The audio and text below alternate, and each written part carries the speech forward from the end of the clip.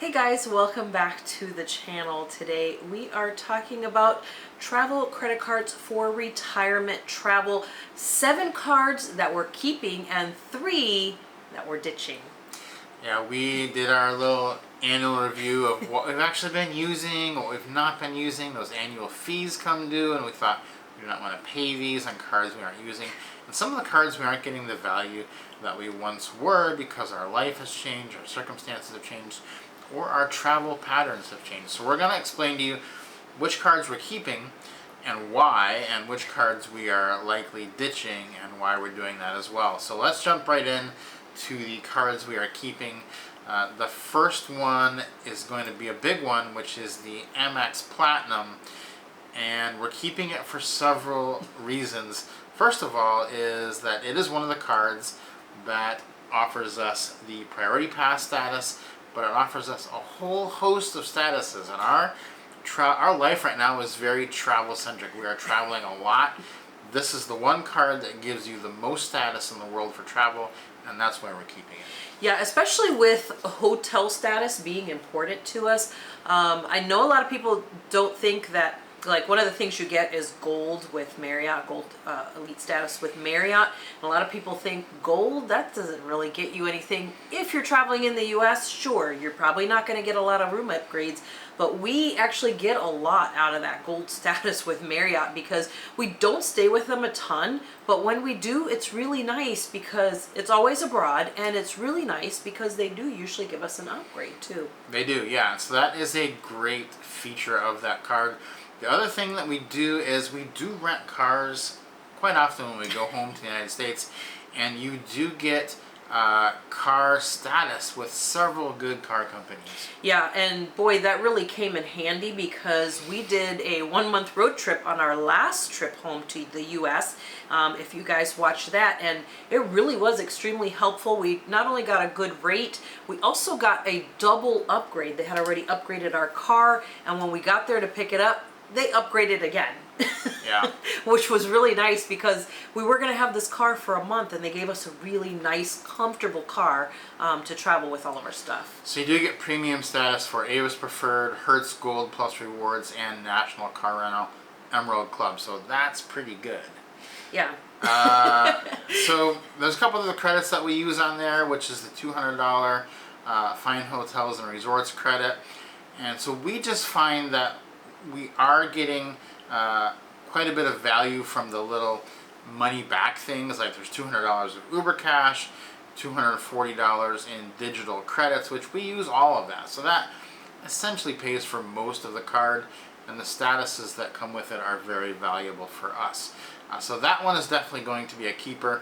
If you don't have it, just the lounge access to the airports is probably worth it enough. That has saved us so many times and saved us so much money that if you're traveling and going through airports, lounge access is incredible to have. Yeah, and again, this is another one where people think, well, it's so hard to get into the lounges, and now in some lounges, you're paying to get in there to try to reserve a spot. Well, guess what? That's just in the US. This is not a problem that you have once you start traveling outside the US. You're just walking right in to half-empty lounges, or sometimes only like a handful of other people in the whole lounge with you, and just great service, great food, and great amenities in those lounges. It makes all the world a difference when you're traveling to have access to these lounges when you get to the airports. It really does make your travel day a lot better. Next one we are holding on to is our Chase Business Inc. We would not let this one go because it does earn 3x on travel, which we love. Now, we also do have the Chase Sapphire Reserve, which earns 3x on travel, which we also love.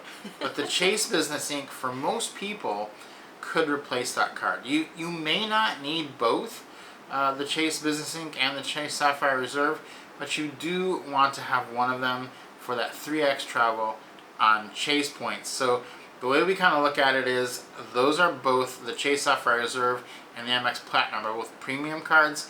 Maybe the best thing to do is to get the Amex Platinum and the Chase Business Inc., pair those together, and you have the best of everything.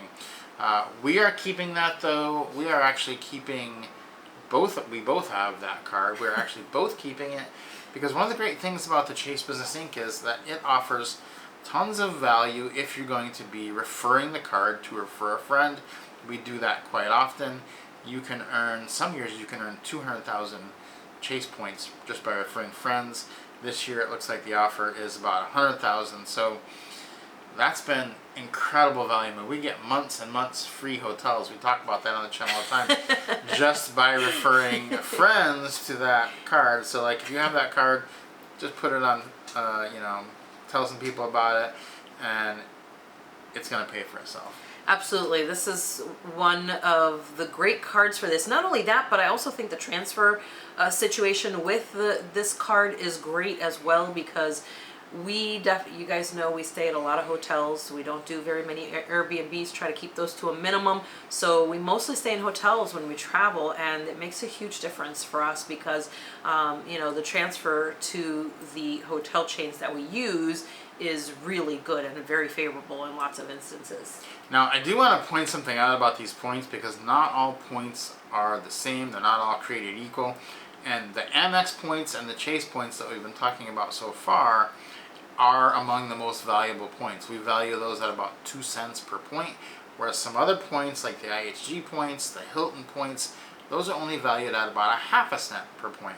So when you hear you're getting 3x points on travel with Chase, or 4x points on restaurants with Amex coming up, that's 4x points on 2 cents a point. So that's effectively 8% back, and that is really going to beat anything else out there. Because that comes in handy on the next card we're talking about, which is the Amex Express Gold card. And the reason this card is a keeper is for one reason only: 4 times the points on restaurants worldwide.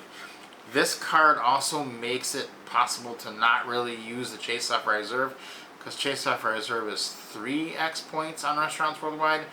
Amex Gold is 4x points on restaurants worldwide. So that one, that's the highest. So that's the one where you're getting 4x points, but they're worth 2 cents a piece. That's like 8% back every time you eat out.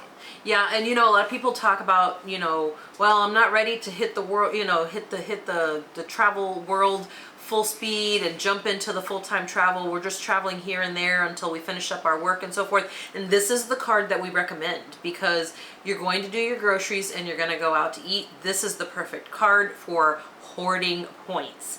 And that's what we love about this card. It is, yeah. This is the points earning card. Amex Platinum, you are not going to put a lot of spend on that card. That is the card for status. This Amex Gold card is the card for earning and hoarding points. Next up, the next keeper is going to be the Hyatt card. We love this card because we do find that Hyatt Globalist, along with the IHG, is our 2 favorite statuses. But the reason we love the IHG status is because it's the most usable. There's an IHG everywhere. Literally, like every city you go to, there's an IHG. So that's amazing. Hyatt has the best status, though. The Globalist status with Hyatt is the best. Problem is, you can't always find a Hyatt. They're not everywhere, so sometimes you do need to go with IHG. But if we had our pick, we would stay at a Hyatt under the Globalist status 10 times out of 10. And what this card does is, first of all, it gets you 5 free elite nights per year. And you got to earn 60 nights to get Globalist status. So you start out the year with 5, and then for every $5,000 of spend you put on that card, you get another 2 nights added to your total. So if you have things that won't really qualify for a bonus on any other card and you're just going to get the base level rate, we put it on the Hyatt card, because that card is going to, through that spend, get us closer to Globalist status, get us more rewards through Hyatt, and it's a great thing. So that one is one that we would never get rid of, because the Hyatt Global status is so important to us. That status is incredible. I mean, every time we show up at a Hyatt with our Globalist status, it is the red carpet time, and they just go over the top, and the hotels are actually really good as well, and we do get pretty good value also for points redemptions for the most part. Again, A lot of these references I'm making are for our traveling abroad. We didn't find this to fully be the case, only some of the time in the US, but outside the US, 100% of the time. Next one we're keeping is the Chase Sapphire Reserve, and we're keeping this for, you might think we're not keeping it because of what we said earlier, but we are keeping it. And the reason we're keeping it, even though it's a little bit redundant for us, it does have Priority Pass, which the Amex Platinum has. It does have 3x dining, which the Gold Card has 4x dining, and it has 3x travel, which the Chase Business Inc. has 3x travel. So it is kind of covered by all the other cards. But we're keeping it because we need a fail-safe, and we travel so much. Like we're literally traveling 365 days a year, and you would be surprised how often you get an alert from your bank saying, hey, we noticed this suspicious thing on your account. We're going to go ahead and send you a new card, okay? Well, guess what? They're not going to send that to us here in Thailand. They're going to send it somewhere in America, and we're not going to get that card for a little while. So we will be without a card earning all these points, and it just, where we worked it out where it's better for us to have a backup than it is to not have anything. On top of that, it is true, and probably you can tell me in the comments, but there will be a few cases where they will not accept the Amex for that 4x dining worldwide. And so this one steps in right behind that. And so it's kind of like a blanket fail-safe. You could say it's redundant, but for how much we travel, look at how much you're going to travel. If you're going to travel as much as we are, it might make sense to have all of these. Yeah, and I think that's the thing is making that distinction of how much you are going to travel. It will happen. It has happened to us multiple times. We've had it happen while we've been on a cruise ship for 20 days. They're like, oh yeah, well we can send you a new card while I'm on the ship in the middle of the ocean, so I'm not going to get that card. So just different cases like that. It's great to have these cards that have the high point values so you can continue to use them and you won't miss a beat with earning your points. So for us, it's really important. Like Rob said, you have to determine if you're going to be traveling 365 days a year like us, or if you're just going to be making a couple of trips, then that's fine. But this card is also one that's really important to us. Next card that we wouldn't be without is the Marriott Boundless, and the reasoning is pretty simple here. We don't really spend much money on this card, but we do have the card. Every year they give us a free anniversary night. The annual fee is less than $100 on this card. The free night is worth about $200, so basically you're trading $100 an annual fee for a $200 free night every year. I'll do that 10 times out of 10. I'd take 10 of these cards if they'd give them to me, because you'd be getting 10 nights. They won't, but it's such a good deal.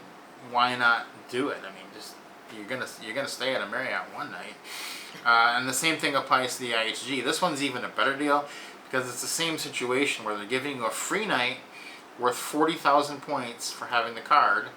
So that's a $200 value for the annual fee of less than $100. It's an easy decision.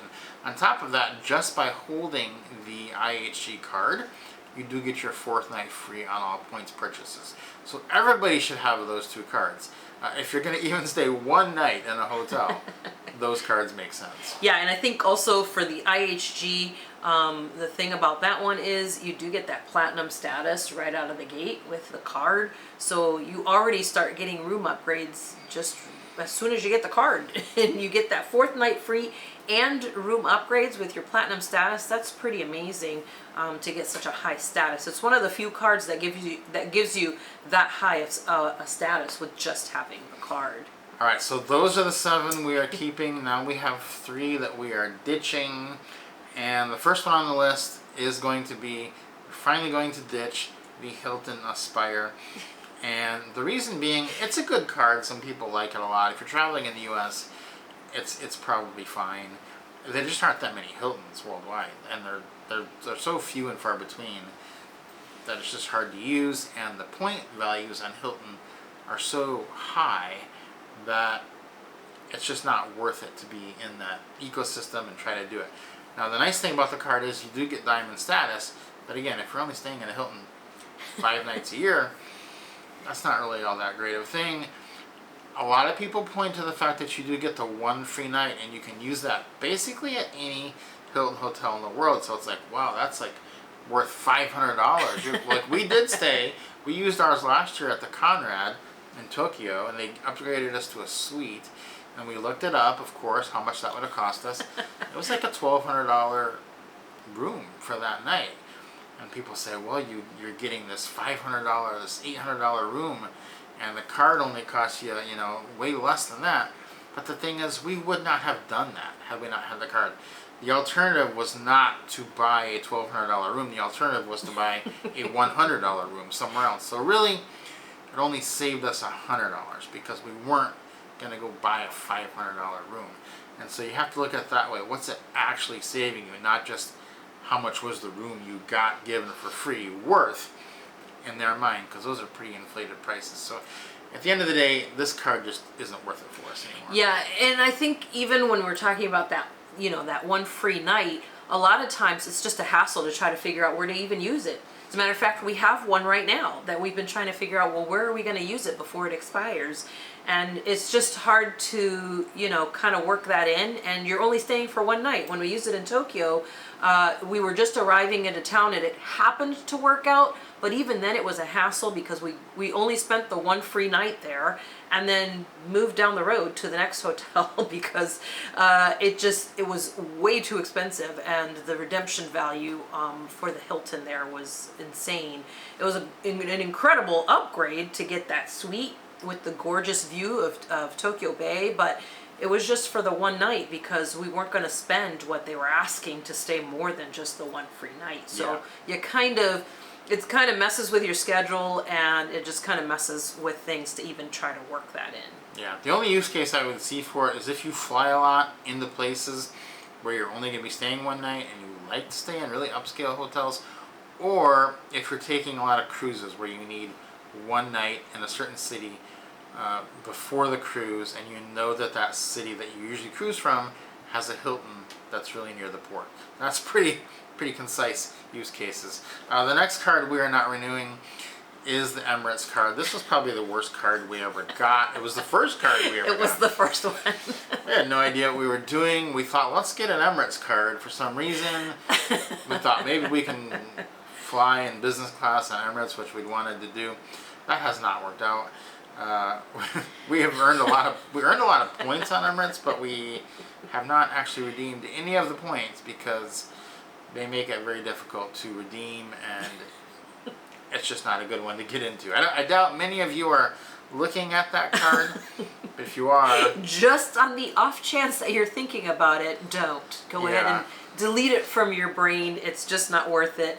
The point redemptions for them, we have tons of points, but still don't have enough to redeem for what we want. So it's really pretty ridiculous and just doesn't make sense. So this one was our big early mistake that we made years ago. Just didn't have a plan, and that's why it is so important to have a plan like this. And then the other card we're going to get rid of, and this may come as a surprise, but we're getting rid of our Amtrak card.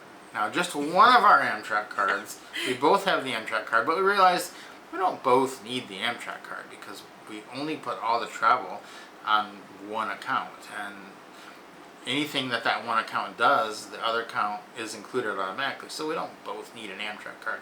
It's not like the IHG card where on the IHG card, if you both have one, it's a good benefit because you both get that free night and you can just use it. So we're going to get rid of one of the Amtrak cards. We're going to keep the other Amtrak card though because we still do get good benefits out of it. So if you only have one Amtrak card, I wouldn't recommend canceling that one. If you have two, like we do, maybe you should go down to one. Yeah, I think, that's the thing is you don't need two of them. We did because we were doing so much travel on Amtrak that we had both built up both of our accounts. But now it just doesn't make as much sense because we have significantly reduced the number of Amtrak, rides that we do each year. So it just doesn't make sense. Even with just the $99 fee, it just doesn't make a ton of sense to keep a card that you're just never going to use ever. We don't put anything on it. It's literally $0 every single month. Yeah. So these are the 7 we're gonna keep, and the 3 that we are getting rid of. Let us know in the comments if you have questions, or if you have cards that you think you are gonna keep or get rid of, that you see as good value, really good value, or bad value. Other people would love to know your thoughts on that. So if you enjoyed this video, if it was helpful, please give us a like. If you haven't subscribed to the channel, please consider doing that, and we will see you on the next video.